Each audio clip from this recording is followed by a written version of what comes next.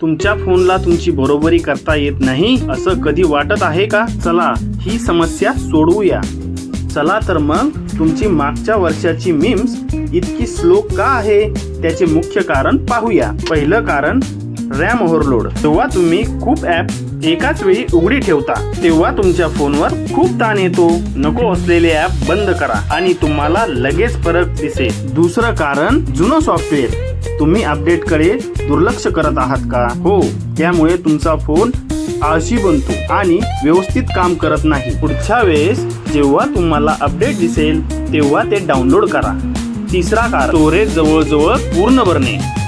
जर तुमचं स्टोरेज पूर्ण भरले असेल तर तुमच्या फोनला खरंच त्रास व्हायला लागतो. जुने फोटो, मीम्स, न वापरलेले ऍप डिलीट करा, ज्यामुळे तुमच्या फोनला मोकळा श्वास घेता येईल. तर जर तुमचा फोन स्लो वाटत असेल तर तुमची रॅम तपासा, सॉफ्टवेअर अपडेट करा आणि थोडी जागा मोकळी करा.